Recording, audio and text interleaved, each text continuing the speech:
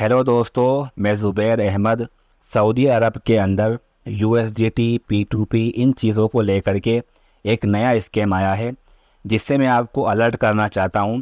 और स्कैमर जो हैं, जो स्कैम करना चाहते हैं, उनकी नज़र और उनकी जो टारगेट ऑडियंस है वो ऐसे लोग हैं जिनको P2P के बारे में नहीं पता, जिन्हें USDT के बारे में नहीं पता, जो इन सब चीज़ों के ट्रेडिंग के बारे में, क्रिप्टो करेंसी के बारे में नहीं जानते हैं, उनको टारगेट किया जा रहा है।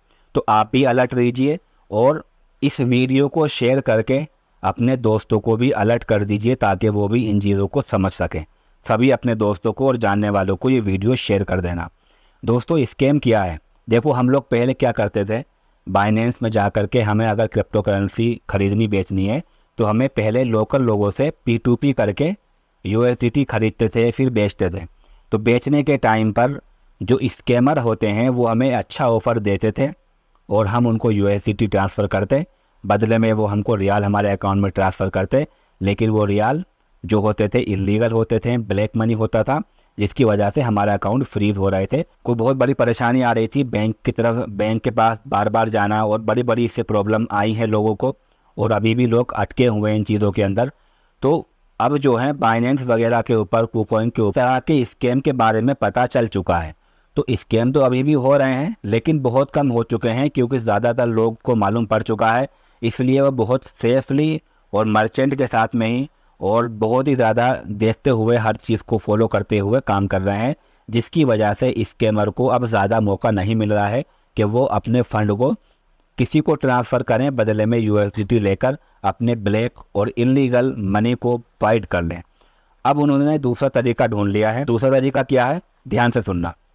वो लोग क्या कर रहे हैं कि डायरेक्टली आपके कांटेक्ट में आएंगे, डायरेक्टली आपको व्हाट्सएप पर, इंस्टाग्राम पर या फेसबुक पर, कहीं पर भी हो सकता है, कांटेक्ट करेंगे और आपसे बोलेंगे कि हम आपके अकाउंट के अंदर इतने रियाल ट्रांसफ़र कर रहे हैं, 1000 रियाल ट्रांसफ़र कर रहे हैं।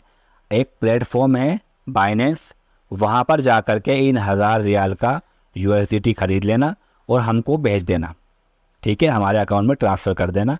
जो हमारा बाइनेंस का अकाउंट है या कोई भी, वो आपको लिंक देंगे, आपको सिखा देंगे अच्छे से कि आपको करना क्या क्या है।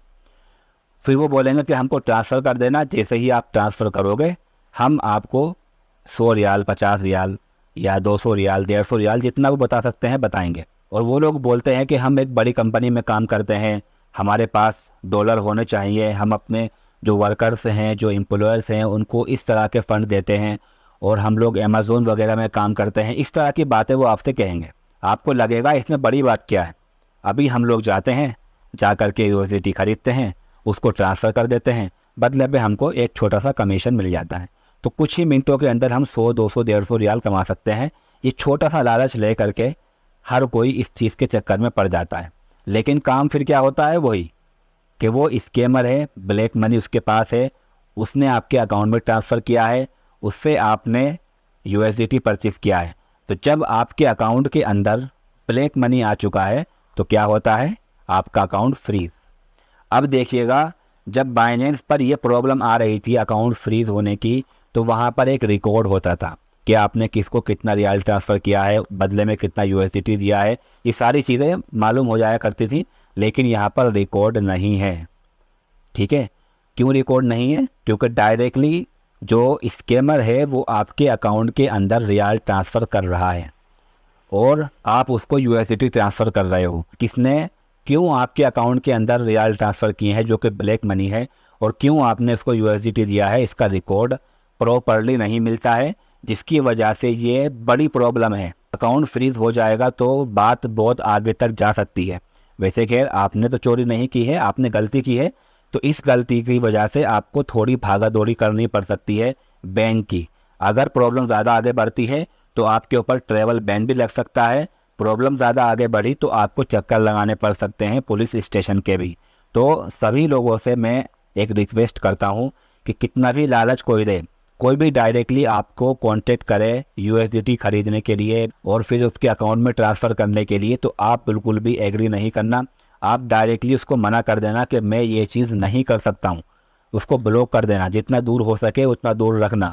अब हमको तो पता है, हम लोग P2P ट्रेडिंग करते थे कि ये इस तरह के स्कैम होते हैं, लेकिन एक इंसान जिसको क्रिप्टो करेंसी के बारे में कुछ नहीं पता है, जिसको यूएसडीटी के बारे में कुछ नहीं पता है, तो वो तो मान जाएगा ना, उसको जब दिखाई देगा कि ये आसान सा काम करना होगा और उसके बाद हमारा जो है हमें कुछ कमीशन मिल जाएगा, तो वो ये काम कर सकता है। तो इसीलिए मैंने बोला है कि अगर आप P2P वगैरह के बारे में जानते हो तो शायद आप बच सकते हो, लेकिन अगर नहीं जानते हो तो आप उसके लालच में आ सकते हो। तो आप अपने खुद भी अलर्ट रहिएगा और सारे दोस्तों को और जितने भी आपके जानने वाले लोग हैं सऊदी अरब में, उनको ये वीडियो शेयर कीजिए ताकि वो लोग भी इस तरह के स्कैम से बच जाएं।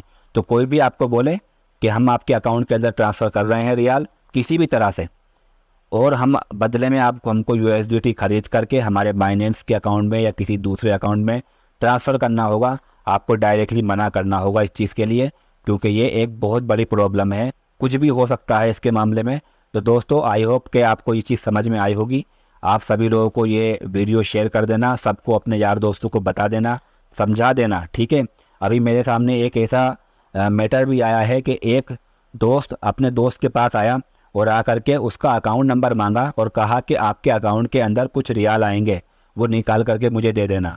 जो बंदा अपने दोस्त के पास आया था ना, उसका ऑलरेडी इस स्कैम के अंदर अकाउंट फ्रीज हो चुका है, लेकिन उसको लालच इतना बड़ा था कि वो अपने दोस्त के पास आया, उसका अकाउंट नंबर दिया, उसका अकाउंट नंबर लिया और उसको दे दिया। किसको? स्कैमर को। स्कैमर ने उसमें फ़ंड ट्रांसफ़र किया। विड्रॉ करने के बाद वो अमाउंट खुद ने तो रख लिया, लेकिन अपने दोस्त का भी अकाउंट फ्रीज करा दिया। तो किसी को भी बिना जाने बिना समझे पूरी इंक्वायरी किए किसी को भी अपना अकाउंट नंबर इस तरह से देने की ज़रूरत नहीं है कि वजह से बाद में आपको प्रॉब्लम हो। मैं कहना ये चाह रहा था, किसी भी तरह का कोई कॉन्टैक्ट आपसे करने की कोशिश करे P2P को लेकर के, USDT को लेकर के, तो आप उससे मना कर देना और उसको ब्लॉक कर देना, ठीक है। तो आप सभी लोगों से हम्बल रिक्वेस्ट है कि चैनल को सब्सक्राइब कर लेना। Thank you so much.